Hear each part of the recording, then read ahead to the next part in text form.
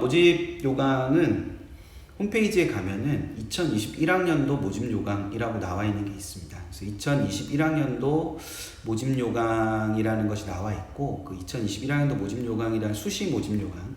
모집 요강은 이제 수시 모집 요강하고 정시 모집 요강 두 개가 이렇게 있고요. 그 두 개가 다 존재하는 건데, 그 정시 모집 요강은 9월 달에 나와요. 네, 9월 달에 나오는데, 정시 모집 요강은 사실은 그렇게 크게 의미가 있지는 않아요. 그래서 왜냐하면 수능 점수 계산이 중요한데, 그 수능 점수를 계산하는 부분에서 그건 수능이 나오고 난 다음에 주로 나타나는 거기 때문에 정시 모집 요강은 뭐 이렇게 따로 챙겨 보실 필요는 없고요. 그리고 인원 자체도 모집 요강 상에 있는 인원보다는 나중에 2월 되는 인원들이 이제 나타나는 거기 때문에 그 부분을 생각을 하시면 전체적으로 이제 조금 정시 모집 요강을 그렇게 많이 안 보셔도 된다. 근데 수시 모집 요강은 이제 이게 지원하고 관련이 되는 거기 때문에 수시 모집 요강은 정확하게 보시는 게 좀 필요한데, 제일 먼저 수시 모집 요강을 보시고 제일 먼저 확인을 하셔야 되는 거는 제가 이제 지난주에는 말씀드리면서 지난주랑 지지난주에 이제 뭐 인원 같은 거를 볼 때 어떻게 봐야 된다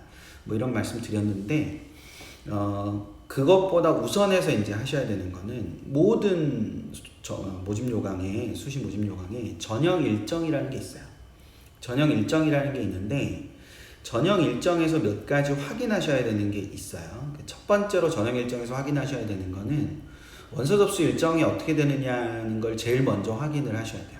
그래서 원서 접수 일정에서 특히 조심하셔야 되는 거는 마감 시간.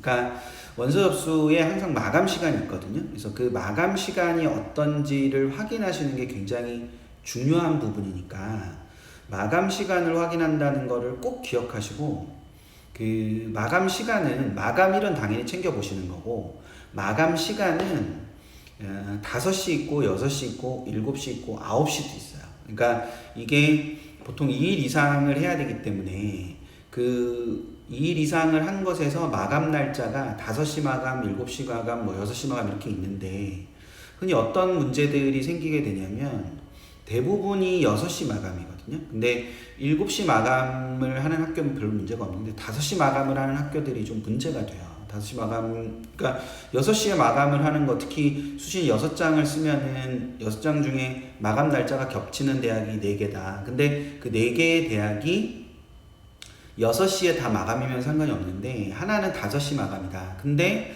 6시에 마감인 줄 알고 들어가서 보면은 하나가 이미 이제 끝나버린 상태가 되잖아요. 그러니까 그런 상태가 되기 때문에 마감 시간을 꼭 확인하시는 게 필요하다.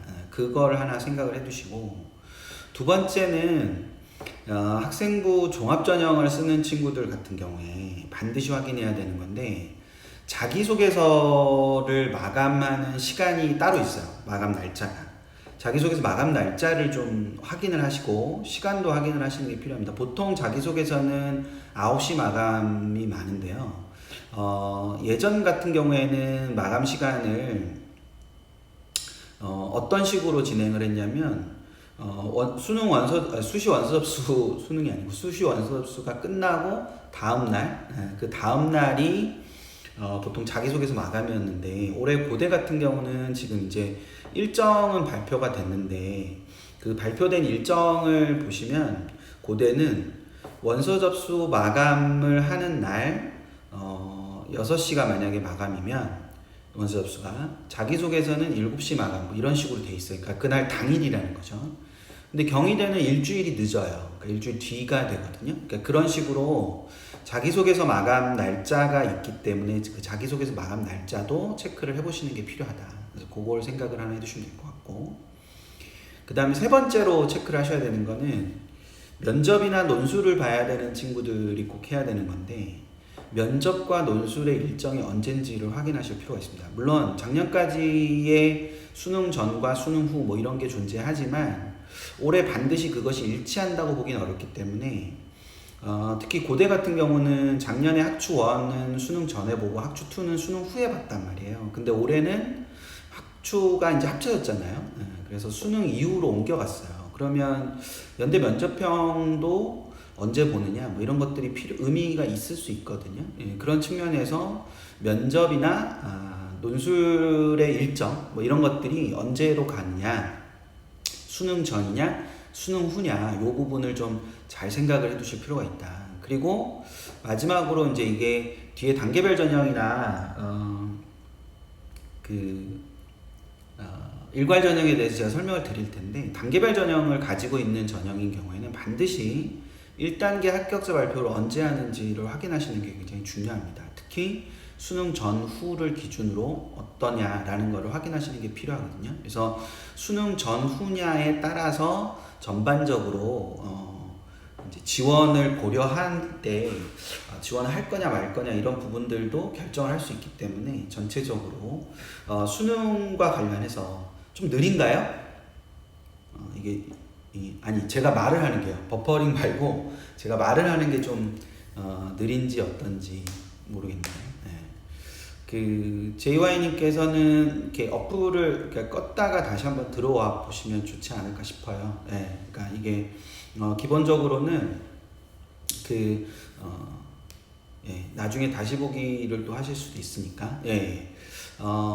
제가 너무 느리게 하는 것 같아가지고 긴장도가 떨어지는 것 같은 느낌이 들어서 이제 그게 첫 번째. 이제 정리하자면 전형 일정을 확인하셔야 되는데, 원서 접수 마감, 그다음 자기소개서 마감, 그 다음에 면접이나 논술고사 일정, 그 다음에 1단계 일정, 요렇게 네 가지 하셔야 된다라는 거, 그거 염두에 두시면 될 것 같고요. 두 번째로는 이제 지원 자격인데, 이거는 이제 반드시 확인해야 되는 건 아니지만, 지원 자격을 이건 이제 전형에 들어갔을 때 확인하시는 건데, 그 대학마다 모집 요강 앞부분에 지원 자격을 정리해주는 요약 페이지들이 있어요. 그래서 그 요약 페이지들이 있으면 지원 자격을 이제 확인해 주시면 좋지 않을까 싶습니다. 그래서 그거를 확인하실 때 졸업연도 확인해서 흔히 오해들을 되게 많이 하시는데요. 졸업연도 제한에서 제가 오늘 프린트를 만들면서 제가 뭐 너무 많이 뭘 하고 있어가지고 제가 내일 설명회 3개예요. 설명회 3개인데 설명회가 3개가 다 종류가 달라요. 하나는 반수반 설명회고, 하나는 2020 정시 결과에 대한 설명이고, 하나는 2022 전형 계획안 설명이에요. 그래서 근데 오늘 제가 말씀드리는 건 2021이잖아요. 그러니까 2020, 2021, 2022, 그 다음에 또 반수반 뭐 이렇게 하다 보니까 오늘 제가 만들다가 잘못 만들었어요. 그래서 거기 예시를 2022년 2월 졸업 예정자라고 했는데, 지금 여기는 2021년 2월 졸업 예정자죠, 그렇죠? 그래서 2021년 2월 졸업 예정자가 현 고3이에요. 그러니까 예를 들어서 2020년 2월 2월 이후 졸업자만 가능하다. 그러면 2020년 2월 이후 졸업자니까 재수생부터 가능한 거예요. 그러니까 재학생만 가능한 거예요. 되셨죠? 그러니까 2020년 2월 이후 졸업, 그러면 2021년 2월은 2020년 2월 이후 졸업이잖아요. 그렇죠? 그러니까 그 부분이 그 졸업 연도를, 그러니까 아이들은 대부분 다음에 2월에 졸업을 하잖아요. 그렇죠? 그러니까 그 대목을 생각하셔가지고 졸업 연도를 보시면 됩니다. 그래서 뭐 어디 보면 제가 오늘 어디 보다가 이렇게 봤는데 2017년 2월 이후 졸업생 뭐 이렇게 한단 말이에요. 2017년 2월 이후 졸업생. 그럼 2017년 2월 이후 졸업생이라는 거는 한참 가야죠. 그렇죠?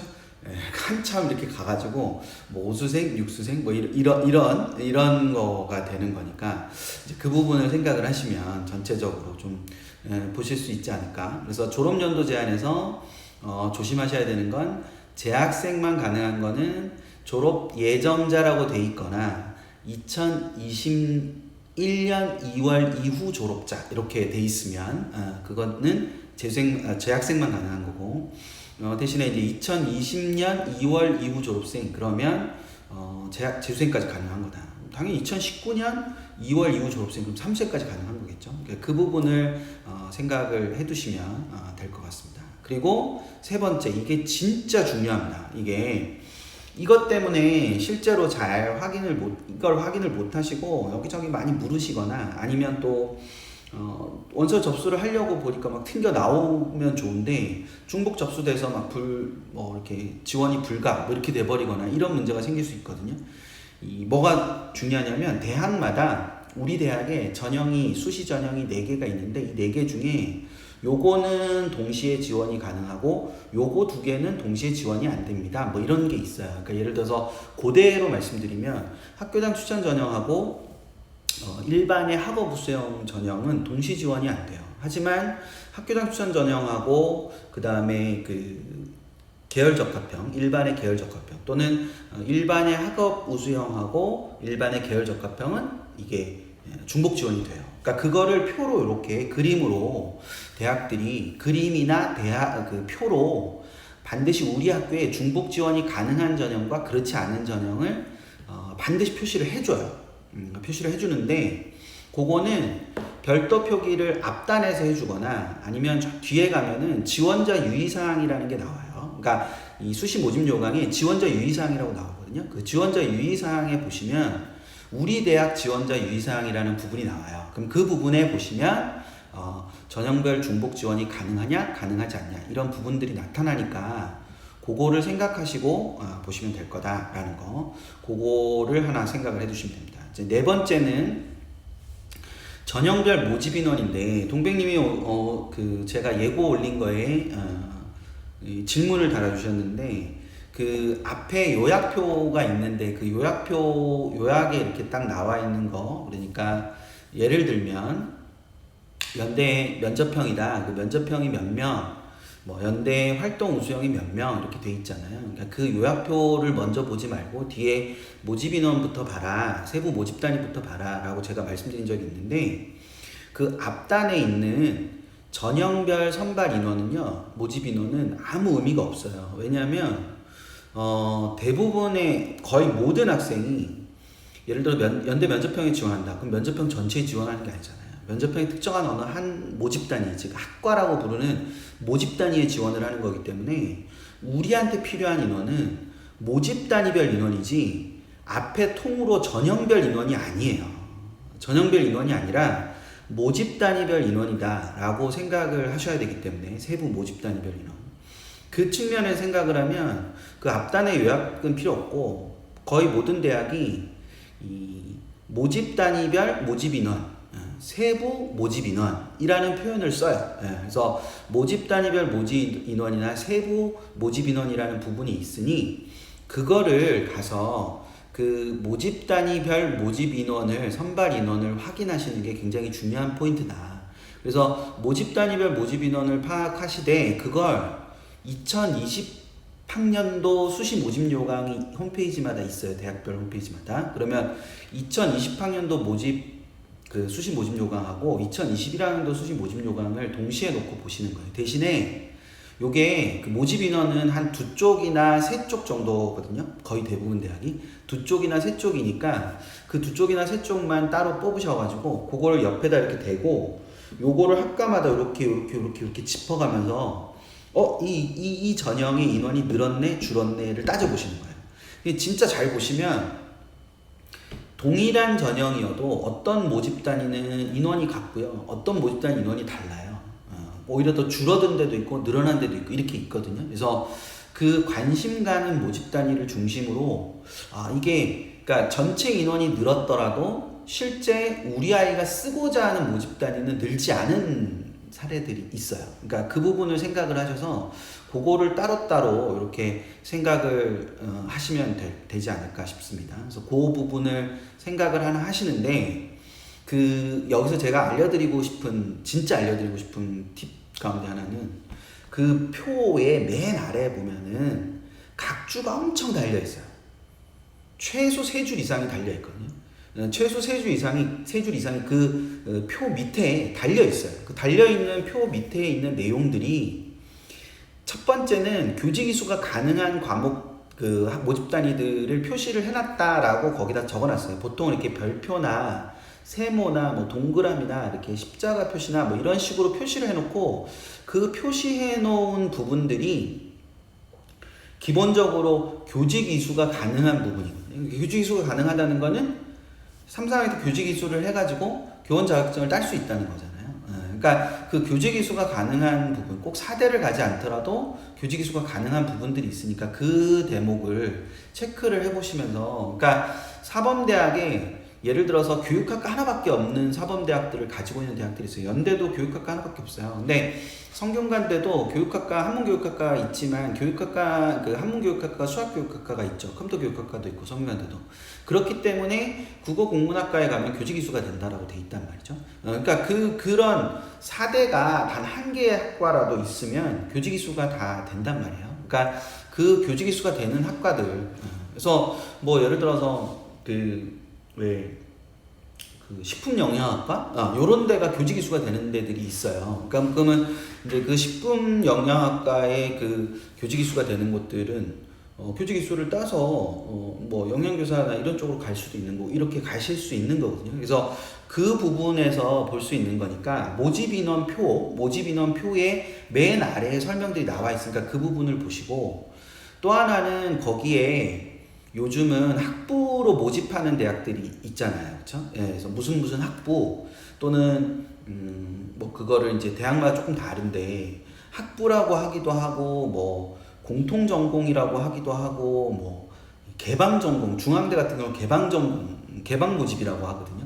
그렇게 하게 되면 그 예를 들어서 인문과학부를 뽑는데 인문과학부 안에 학과들이 쫙 있잖아요. 그럼 그 학과들을 몇 학년 때 선택하고 이 인문과학부 안에만 갈 수 있는지 다른 데도 갈 수 있는지 이런 것들이 밑에 표시가 되어 있어요. 그러니까 자유전공학부로 들어왔는데 이 친구가 갈 수 있는 학과와 갈 수 없는 학과를 거기다 표시를 해놨거든요. 그리고 그거는 언제 선택하게 된다, 이런 부분들을 이렇게 할 수 있는 부분이 있으니까 그거를 그 밑에 단에서 확인하시는 것도 굉장히 중요한 작업이거든요. 그래서 그거를 하시는 거 하나. 그 다음 또 하나는 캠퍼스의 위치가 옆에 표시가 돼요. 그러니까 중앙대 같은 경우는 안성을 그냥 하나로 뭉쳐서 표현을 하고 있기 때문에 요 모집 단위는 안성이에요, 요 모집 단위는 서울이에요, 이렇게 해놓고 있는 게 있거든요. 그리고 나중에 이 합불 결과를 딱 보시면 그 안성에 있는 그 모집 단위만 엄청 떨어져요. 그리고 경희대 같은 경우는, 그러니까 이거를 생각하셔야 되는 게, 홍익대 같은 경우는 서울 캠퍼스와 세종 캠퍼스가 따로따로 모집 인원표가 나와요. 외대도, 한국외대도 서울 캠퍼스와 글로벌 캠퍼스, 용인 캠퍼스가 따로따로 나오거든요. 그러니까 이런 거 구별이 쉽잖아요. 근데 예를 들어서 경희대 같은 경우도 수원에 국제 캠퍼스가 있는데 국제 캠퍼스가 분교가 아니고 그냥 캠퍼스이기 때문에, 그러니까 그 동일 개념 대학이거든요. 동일 개념 대학이다 보니까 이걸 모집 인원을 한 번에 묶어서 그냥 뚝 된단 말이에요. 그러니까 모집 인원표가 한 번에 묶어서 통으로 경희대가 아마 4쪽일 거예요. 되게 많거든요. 근데 오른쪽 맨 끝에 가면은 거기에 각각의 어떤 캠퍼스다라는 게 나와요.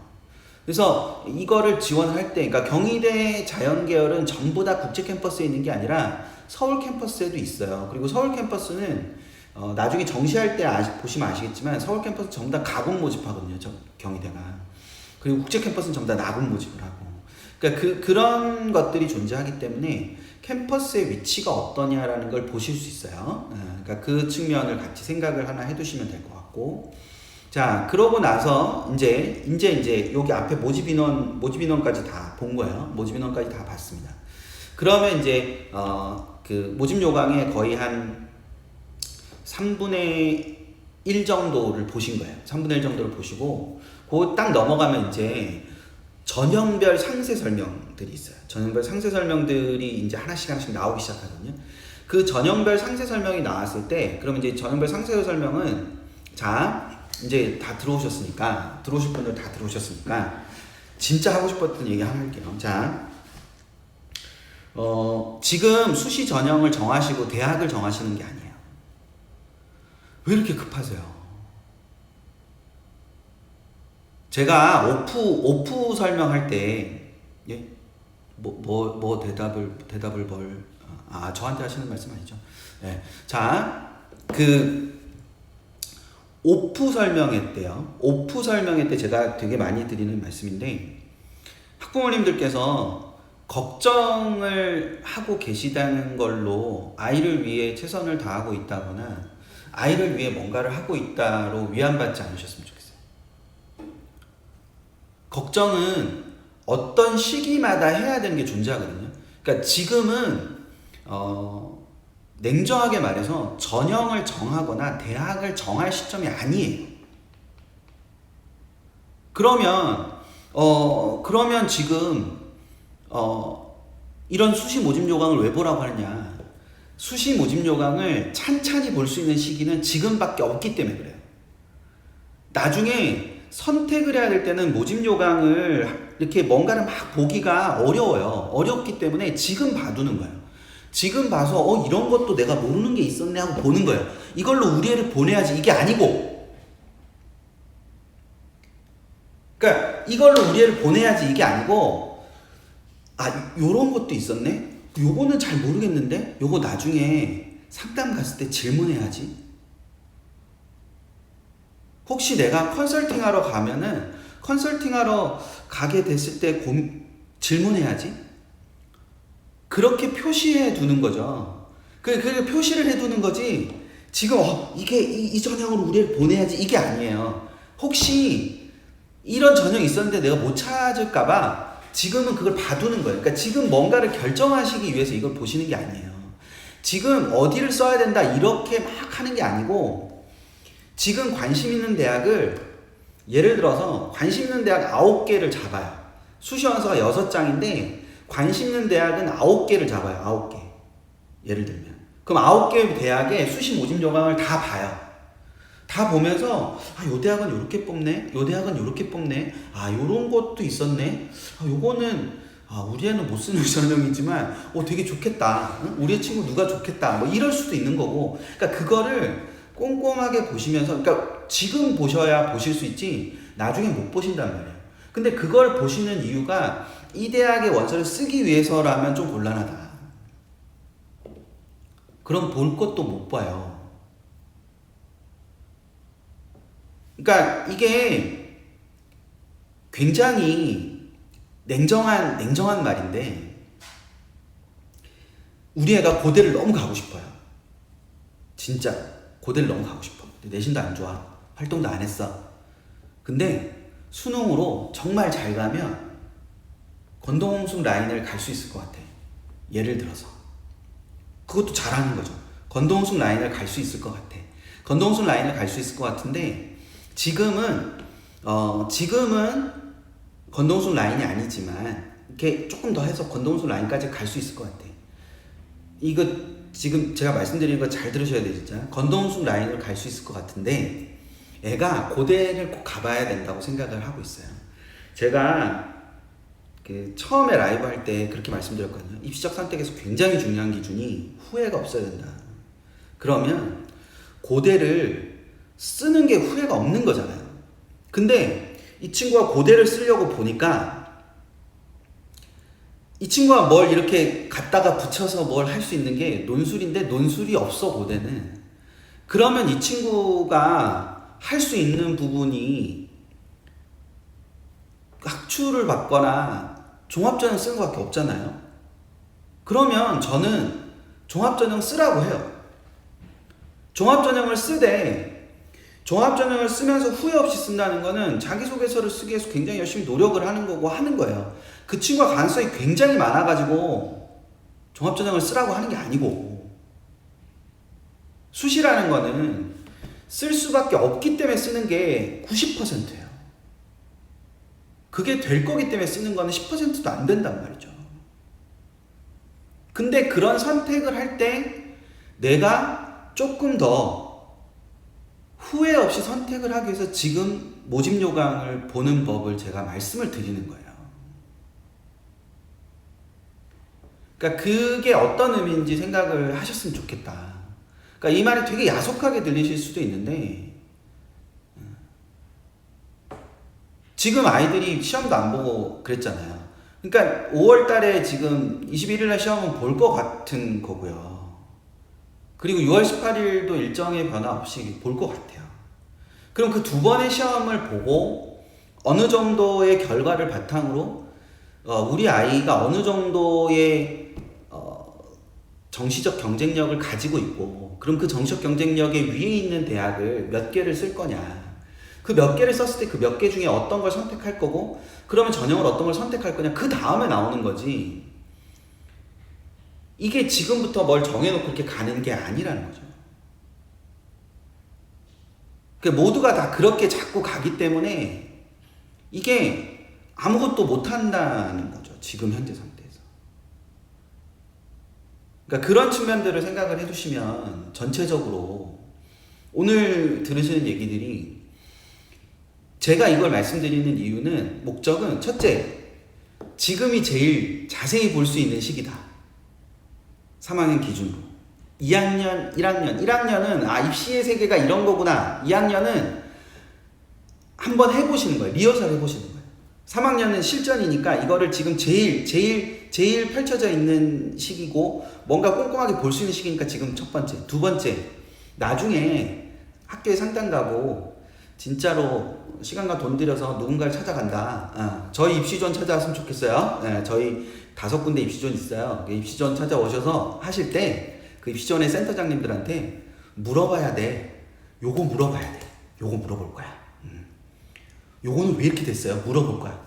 딱 들고 가가지고, 모집장을 딱 들고 가지고, 이거 이렇게 됐어요. 이렇게. 왜 이래요? 그거 물어보기 위해서. 그 물어보고 선명해지면 결정할 수 있는 거잖아요. 그러니까 꼼꼼하게 볼 수 있는 식이고 물어보기 위해서 하는 겁니다. 되셨죠? 자, 5번째, 이제 그래서 세부 전형으로 들어가면 그 밑에 전형 방법이 나와요. 전형 방법에 1번은 지원 자격이고요. 근데 지원 자격 앞에서 확인하셨잖아요. 그렇죠? 네, 그러니까 앞에서 확인하셨으니까 지원 자격 말고 2번이나 3번에 가면 꼭 뭐가 있냐면은 표가 이렇게 있고요. 전형 요소가 이렇게 적혀 있어요. 전형 요소가 이렇게 하나씩 적혀 있고, 밑에다가 숫자가 적혀 있어요. 60, 20, 20 뭐 이런 식으로. 그게 뭐냐면 전형 요소별 반영 비율이라는 거예요. 그래서 그게 뭐 학생부 뭐 이렇게 뭐 이런 식으로 쭉쭉쭉 이렇게 돼 있잖아요. 그러니까 그런 부분들이 전형 요소별 반영 비율이라는 거니까 그 전형 요소별 반영 비율이라는 걸 확인하시고, 근데 그걸 보다 보면은 그 표의 맨 왼쪽에 1단계, 2단계 이런 게 적혀 있는 게 있어요. 그럼 단계별 전형이에요. 아무것도 안 적혀 있어요. 일괄 전형이에요. 그러니까 일괄 전형은 한 방에 땅 하고 끝내는 거고요. 단계별 전형이란 건 1단계, 2단계 이렇게 나뉘어져 있는 거예요. 그러면 우리 애가 관심이 있는 곳이나 이렇게 뭔가를 하는 형태가 되는 거 있잖아요. 뭔가를 하는 형태가 되는 거를 일괄 전형이나 단계별 전형이니까, 특히 단계별 전형에서 우리 애가 써야 되는 전형, 관심 있는 전형이 있는데, 써야 되는 전형이 아니라 관심 있는 전형, 관심 있는 전형이 있는데 그게 일괄 전형이다. 잘 모르시죠? 제가 자꾸 이게 손을 이렇게 하면서 말을 하는 게 버릇이에요. 근데 이게 카메라가 저 앞에 있으니까 손을 이렇게 뻗으면요 손이 엄청 크게 나와요. 근데 예, 자꾸 웃음이 나와요. 그걸 보면. 자, 죄송합니다. 제가 이렇게 손을 이렇게 모으고 할게요. 자, 여기서 그 일괄 전형 말고 단계별 전형을 보실 때, 단계별 전형에서 눈여겨보셔야 되는 첫 번째 포인트는 1단계라고 적혀 있는 거 밑에다가 가로 열고 몇 배수라고 적힌 게 있어요. 그러니까 1단계를 몇 배수를 하느냐에 초점인 거죠. 자, 제가 오늘 올려드린 거 혹시 있으시면 거기다 적어 놓으세요. 일단 단계별 전형의 첫 번째, 단계별 전형의 첫 번째 지원 기준은 1단계 통과 여부예요. 되셨죠? 자, 단계별 전형의 원서를 쓰신다. 그랬을 때 단계별 전형에서 1단계 합격이 있고 최종 합격 있고 이렇게 있잖아요. 그러면 기준이 1단계 합격이 일단 기준이라고요. 그러니까 지원의 첫 번째 기준은 1단계 합격 여부에 있어요. 그러니까 가셔가지고 학교 선생님한테 가셔가지고 1단계 이 정도면 1단계를 통과할까요? 선생님이 아마도요. 아니면 대부분이요. 이렇게 얘기하시면 써도 되겠구나. 그러니까 첫 번째 조건은 1단계 통과 여부입니다. 아시겠죠? 근데 그 1단계 통과 여부에 굉장히 중요한 역할을 하는 게 배수잖아요. 몇 배수냐 하잖아요. 1단계가 몇 배수냐. 그 몇 배수냐에 따라서 그것들을 뭔가를 할 수 있는 거기 때문에 그 측면에서 배수를 확인하시는 게 굉장히 중요하다. 여기서 팁, 두 번째 팁. 내가 진짜 부지런해가지고 작년하고 올해를 다 봤어, 전형 방법을. 근데 작년에 5배수고 올해 3배수야. 그럼 배수가 줄었잖아요. 그쵸? 그러니까 그러면 1단계 통과하기가 쉬워져요, 어려워져요? 저 이제 채팅창 볼게요. 답 한번 해보세요. 1단계가 작년에 5배수였고 올해 3배수예요. 그럼 1단계 통과 여부가 쉬워졌나요? 어려워졌나요? 아무도 안 올리시네.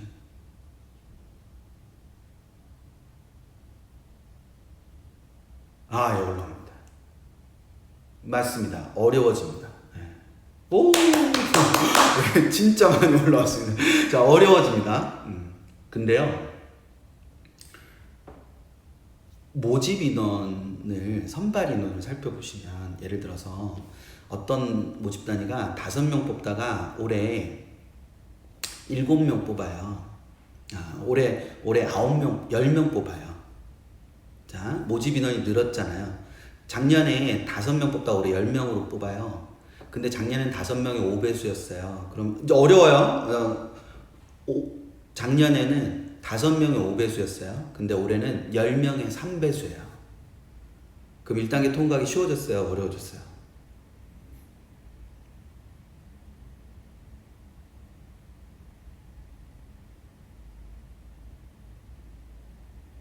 버퍼링 아니고 답 기다리는 거예요.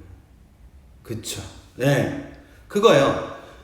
작년에 5명의 5배수였는데 올해 10명의 3배수면 올해가 더 쉬운 거잖아요. 그러니까 그런 걸 하나 딱 아시고 상담 가시는 거예요. 그래서 얘기하시는 거예요. 그 맞은편에 앉아 계신 분이 이거 5배수, 1단계 5배수에서 3배수로 줄어가지고 올해 어려울 거예요. 그럼 딱 자리 차고 나오시는 거예요. 그 사람한테 뭐 더 들을 게 있어요. 그러니까 그런 걸 하려고 이거를 읽어 보시는 거라고요.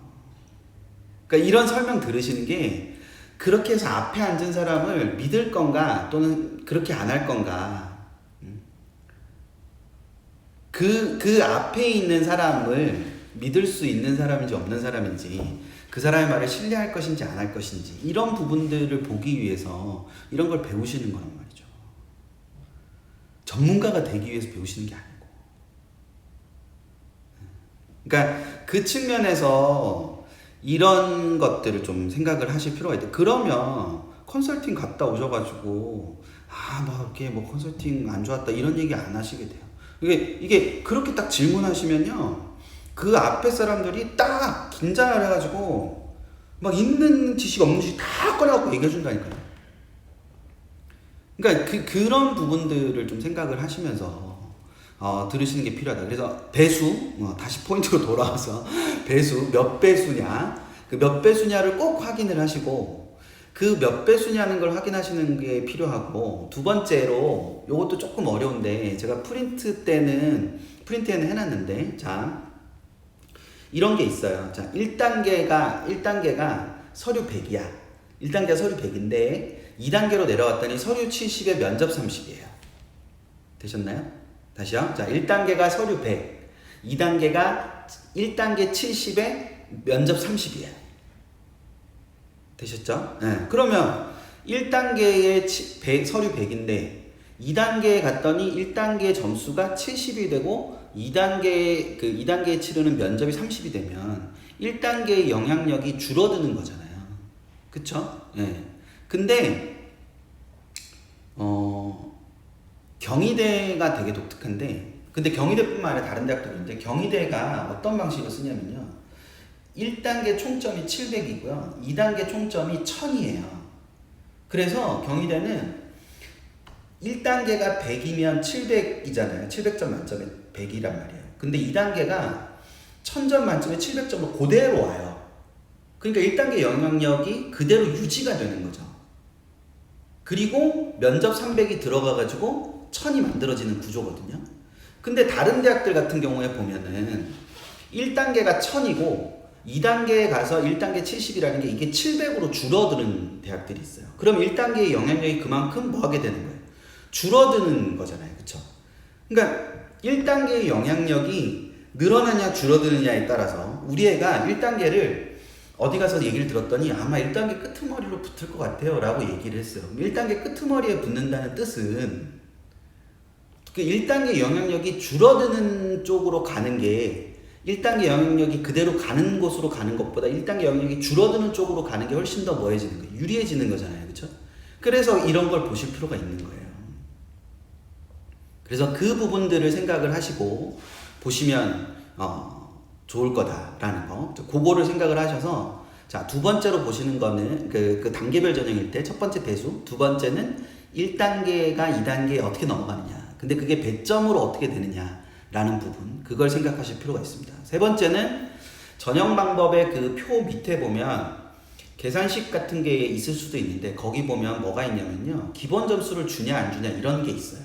기본 점수를 주는 대학들도 있거든요. 그래서 그 기본 점수를 주냐 안 주냐 이런 부분들을 따지는 게 있으니까 그걸 생각하시면 됩니다. 자, 단계별을 더 설명드리긴 어렵고 다시 보기 또 보세요.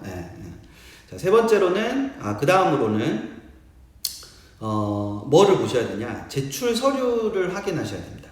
자기소개서가 있느냐 없느냐, 자기소개서가 있느냐 없느냐, 활동 보고서가 있느냐 없느냐 이런 걸 확인하시는 거예요. 더더군다나 특히 활동 보고서 같은 경우가 이제 두드러지는데 이게 필수냐 선택이냐 이런 것들을 확인하시는 겁니다. 여기서 이제 질문하실 수 있죠. 요거는 질문 많이 들어오는 거니까 제가 한 번에 설명하고 다 이해하실 수 있었으면 좋겠네요. 자, 뭐냐면 말을 까먹었어요. 자, 선택과 필수에서 선택인 거를 꼭 내야 되느냐 이런 게 많이 물어보시는데 선택인 거를 내지 않아서 불이익은 없어요. 다시요. 선택인 거를 내지 않아서 불이익은 없단 말이에요. 선택인 거를 내지 않아서 불이익은 없고요. 선택인 건 그 자체로 선택이에요. 근데 예를 들어서 우리가 조금 학생과 부족한 부분이 있는데 자기소개서 선택이야. 그럼 자기소개서를 쓰면 조금 더 가능성이 많아질 수 있을 것 같아. 그러면 쓰는 거죠. 그쵸? 제가 아까 중간에 되게 힘줘서 말한 게 있잖아요. 후회 없어야 된다고. 후회 없어야 되는 거예요. 후회 없이 해보시는 거예요. 활동 보고서가 선택인데, 그러면 근데 우리 애는 활동 보고서에 낼 거는 그렇게 없는데 그 전형에 좀 적합한 것 같아서 쓰고 싶어.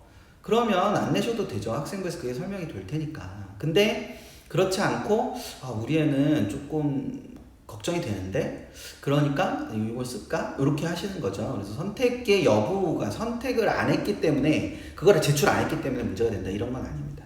그래서 그거 생각하시되 자, 제출 서류는 아까 뭐 꼭 확인하시라고 그랬냐면 마감 시간을 꼭 확인하시라고 말씀드렸어요. 마감 시간을 꼭 확인하셔야 됩니다.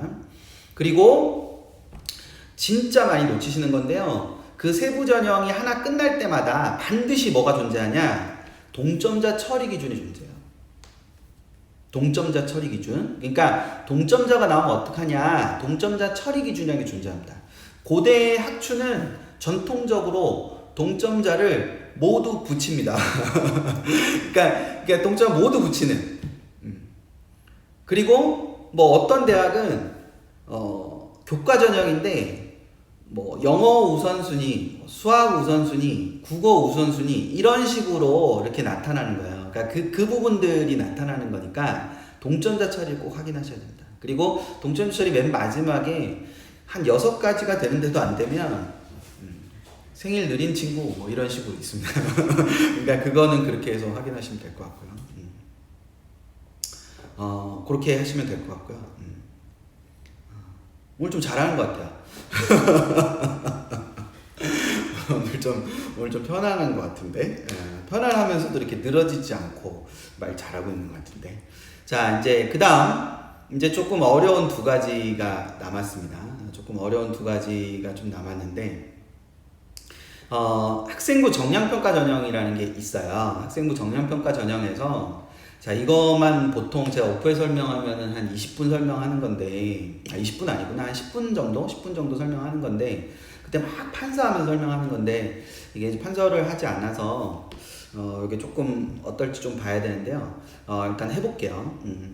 그러니까 학생부 정량평가 전형이라는 건 뭐냐면은 그러니까 점수 주는 거 있잖아요. 학생부를 등급으로 점수를 매기는 전형 방법을 학생부 정량평가라고 하는데요. 여기서 첫 번째 하셔야 되는 거, 그 첫 번째 하셔야 되는 건 배점. 배점이 무슨 얘기냐? 총점이 학생부 정량평가의 총점이 100점인 학교 있고요. 700점인 학교 있고, 600점인 학교 있고 이래요. 특히 또, 어떤 대학, 뭐 경희대 같은 경우, 전통적으로 경희대 같은 경우, 논술하고 교과 전형, 그러니까 고교 추천 전형하고, 고교 연계 전형, 고교 연계 전형하고, 요게 예체능 전형하고, 이게 학생부 교과 반영 비율이 다르거든요. 반영 비율이 다르니까 경희대는 아까 제가 1000점 만점이라고 그랬잖아요. 그러면 학생부가 320점, 학생부 교과가 32%다. 그러면 1000점에 32%니까 320점이 되는 거예요. 근데 예를 들어서 60%다. 그러면 1000점에 60%니까 600점이 되는 거예요. 그럼 당연히 점수 차이가 많이 날 거 아니에요. 그렇죠? 네, 그러니까 그 배점이 몇 점인가를 확인하시는 게 되게 중요하다는 거. 그거를 염두에 둬서 보시면 되고요. 그리고 그 다음 두 번째 꼭 체크하셔야 되는 거, 반영 교과와 반영 과목 수. 네, 이게 굉장히 중요합니다. 반영 교과와 반영 과목 수. 이게 굉장히 중요한데, 반영 교과는 국수형 4인 학교 있고, 국수형 과인 학교 있고, 국수형 4과인 학교가 있어요. 대부분. 그리고 전교과인 학교. 서울시립대 교과전형, 전교과. 이런 식이 되는 거죠. 그래서 국수형 4냐, 국수형 과냐, 국수형 4과냐. 그러니까 국수형 4과를 본다는 얘기는 인문계열하고 자연계열 상관없이 다 국수형 4과를 본다는 뜻이에요. 그럼 그런 학과는 국수형 4과에 상위 10과목 이렇게 보거든요. 동국대. 국수형 4과에 상위 10과목. 그럼 그게 무슨 얘기냐? 이 친구가 5학기 동안 국수형 4, 국어, 수학, 영어, 사회, 과학. 사회는 교과고요. 사회문화는 과목이잖아요. 그쵸? 과학은 교과고, 생명과학 1은 과목이잖아요. 그러면 이 친구가 국수형 4과를 뭐 총 25과목을 들었는데, 그 25과목 중에서 등급이 좋은 10개를 꼽아서 너 계산해 줄게, 이런 거. 이화여대 상위 30단위, 뭐 이런 식. 그러면 단위수 있잖아요, 단위수. 그럼 단위수 6단위짜리 5과목이면 30단위잖아요. 그럼 5과목이 1등급이고 나머지가 4, 5등급이어도 이 친구는 1등급이 되는 거예요. 그래서 그게 굉장히 중요한 겁니다. 교과와 과목 수. 그러니까 반영 교과와 반영 과목 수가 어떻게 되느냐. 그 부분이 굉장히 중요한 부분이다라는 거. 그걸 생각을 해주시면 될 거예요. 그래서 그 반영 교과와 반영 과목 수를 확인하시는 게 굉장히 중요하다. 근데 어떤 데는 이러거든요. 국수형 4의 각 교과 상위 3과목. 국수형 4의 각 교과 상위 3과목. 이렇게 돼 있으면 국어에서 3과목 뽑고, 수학에서 3과목 뽑고, 영어에서 3과목 뽑고, 사회에서 3과목 뽑아서 12과목 가지고 매기겠다. 이렇게. 그렇게 되는 거예요. 그 기준은, 상위의 기준은 등급이 좋은 애들. 등급이 좋은 애들 기준으로. 등급이 좋은 애들 기준으로 하는 거니까 그 부분을 생각을 하시면 될 거다라는 거. 그거를 염두에 두시고. 그래서 우리 가야 되는 논술 전형 써야 되는데 내신 안 좋다. 근데 논술 전형의 내신의 학생부 교과 반영 방식을 보니까 상위 10과목이다. 혹은 상위 30단이다. 그러면 우리의 좋은 걸로만 뽑아가지고 30단위로 계산하면 어떻게 되나? 이런 걸 보는 거예요. 그래가지고 상담 가셨는데 내신이 안 좋아서 논술도 잘 안 될걸요. 우리의 상위 30단위로 뽑으면 얘 좋은데요? 말하고 딱 나오시면 돼요. 그러니까 그런 부분들을 생각을 하시는 거예요. 그래서 그걸 염두에 두시고 1학년 학부모님들께서는 이걸 들으시면서 그 대학의 모집 요강을 보면서, 수시 모집 요강을 보면서 내년에 우리 애가 요기를 써야 되니까 요 과목들을 중심적으로 해야 되겠다. 안 돼요. 그거 아니고 그건 모르는 거죠. 그러니까 1, 2학년 때는 최대한 열심히 해서 최대한 모으는 거예요. 모아서 나중에 뒤에 가서 선택을 할 때 그렇게 선택을 하는 거지. 1, 2학년 때 그렇게 해서 길러지는 게 아니에요. 우리의 수시로 키운다고 수시로 가지 않아요. 이거 진짜 슬픈 얘기인데 우리 애 학종으로 키울 거야. 학종으로 키워서 걔 나중에 교과로 가요. 그렇게 키우는 게 아니고요. 그렇게 커서 거기를 가는 거예요. 그러니까 그런 부분을 좀 생각을 하셨으면 좋겠어요. 그래서 그거를 염두에 두고 이렇게 좀 찾아보시면 되는 거. 그러니까 3학년들은 이제 있으니까 이걸로 이제 선택을 하는데 좋은 조합을 찾는 거잖아요. 지금 좋은 조합을 찾는 거고 내년에 1, 2학년들 내년 내후년에 그거 그대로 유지하리라는 보장 없단 말이에요. 그래서 그 부분을 생각을 하면서 좀 생각을 해두시면 좋을 것 같고요. 그 다음 세 번째, 이게 이제 그 정량평가 할 때 세 번째는 등급별 점수가 있어요. 1등급 몇 점, 2등급 몇 점, 3등급 몇 점, 4등급 몇 점, 5등급 몇 점, 6등급 몇 점, 7등급 몇 점, 이런 식으로 쭉쭉쭉쭉 나와 있는 부분들이 있거든요. 그러니까 그런 형태가 되는 부분들이 이제 등급별 점수라는 게 있어요. 그 등급별 점수라는 게 있고, 어떤 대학은 그냥 단순 평균을 쓰고 어떤 대학은 거기에 이제 이수 단위를 곱해서 쓰고 이렇게 하거든요. 그러면 이제 이수 단위 높은 과목이 높은 등급일수록 얘가 유리하잖아요. 그러니까 그것도 적혀 있어요. 이수 단위를 곱한다 안 곱한다 다 적혀 있어요. 그리고 거기 그 표에 보면 이렇게 시그마 기호가 있거든요. 시그마 기호는 이걸 다 더한다는 말이에요. 그쵸? 네, 더한다는 말인데 이거를 간단하게 설명드리면 이런 겁니다. 등급별 점수, 그러니까 이게, 자, 요거부터 설명드릴게요. 자, 이렇게 돼 있습니다. 1등급 100점, 2등급 95점, 3등급 90점, 이렇게 돼 있어요.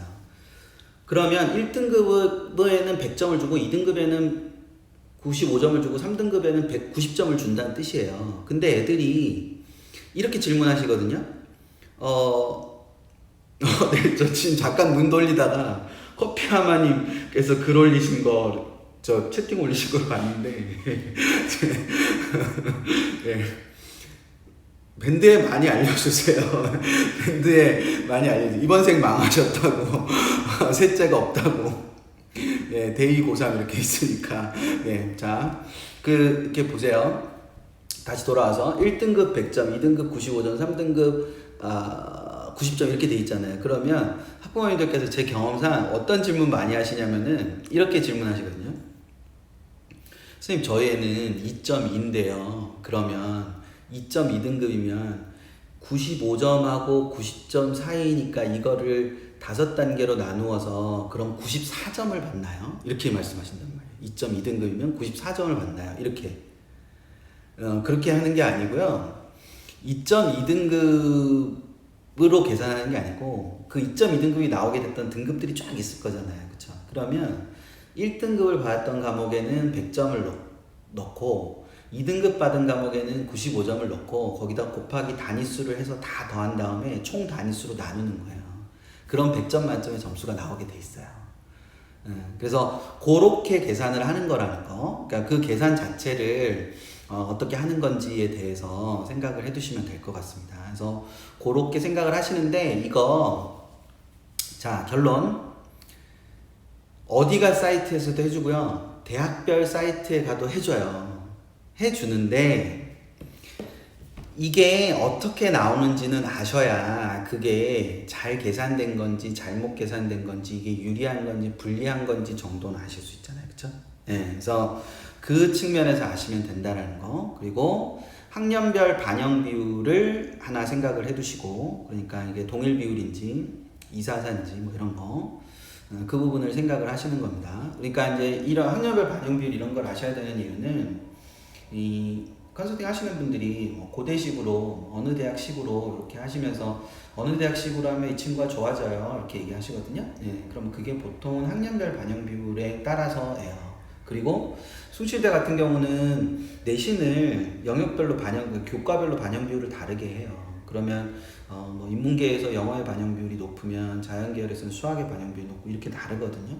그걸 다 계산하시라는 게 아니라 우리 애가 자연계인데 수학이 좀 유리하다 그러면 그 라인에 써야 된다. 숭실대나 뭐 국민대나 뭐 이런 라인에 써야 된다. 그러면 상대적으로 그렇게 이제 좀 되는 부분이 있구나 이렇게 생각을 하시면 되는 거니까 그러면 순시대를 조금 더 초점을 맞춰서 해봐야겠구나 이렇게 생각하실 수 있는 거니까 그 측면을 염두에 둬서 생각을 하시되, 재수생 학부모님들이나 3생 학부모님들 계시면 비교 내신이라는 거가 어떤 식으로 진행되는지를 꼭 확인하셔야 됩니다. 비교 내신은 이런 거예요. 그러니까 비교 내신은 재학생 학부모님들도 좀 해보시면 좋겠는데, 그 비교 내신은 이해를 하시면 좋을 것 같은데, 비교 내신을 하는 이유는요, 내신이라는 건 고등학교 때까지의 성적이잖아요. 근데 이 친구가 고등학교를 졸업하고 정신 차리고 공부를 열심히 했을 수도 있지 않나요? 근데 그 친구가 재수 삼수를 하는데 고등학교 때 공부를 열심히 하지 않았던 거를 가지고 그 친구를 지금의 현재를 판단하는 게 불합리하지 않나요? 그렇잖아요. 이 친구는 변했는데. 그러니까 재학생이 아닌 졸업생들이 고등학교를 졸업하고 난 뒤에 뭔가 변화된 측면이 있다면 그걸 인정해주기 위해서 비교 내신이라는 걸 하는 거예요. 그러니까 재학생은 당연히 비교 내신이라는 게 필요가 없죠. 그러니까 그런 측면에서 보면은 그 비교 내신이라는 것 자체가 왜 생겼느냐라는 부분에 대해서도 조금 이해를 하시면서 보시면 좋지 않을까 싶습니다. 자, 그리고 이제 그 교과전형, 교과의 정량적 평가고요. 학생부를 정성평가하는 종합전형이나 이런 부분에서도 학생부 반영 방식에 대한 설명들이 있습니다. 근데 이게 되게 중요한 부분인 게, 학생부 반영 방식을 보실 때 특히 정성평가 전형인 경우에 학생부 평가 방식을 보실 때 요즘 대학들이 친절해서 평가 요소들을 써놔요. 학업 능력을 어디서 보고, 뭐 이렇게 발전 가능성을 어디서 보고, 이런 것들을 다 여기서 이렇게 해놓거든요. 그러니까 그것들을 조금 자세히 읽어보시면 굉장히 도움되지 않을까라는 생각이 듭니다. 그래서 그 부분을 좀 주의 깊게 보시면서 꼭 부탁드리건데, 학생부 종합전형 안내서라는 책자를 꼭 읽어보세요. 이거 어디 있냐? 대학교 입학처에 있습니다. 그러니까 대학교 입학처에 그 대학의 학생부 종합전형 안내서라는 책자를 탑재를 해놓습니다. 대학들이, 최근의 대학들이. 그러니까 그거를 꼭 다운받아서 읽어보시면 굉장히 많은 걸 아실 수 있을 거예요. 그래서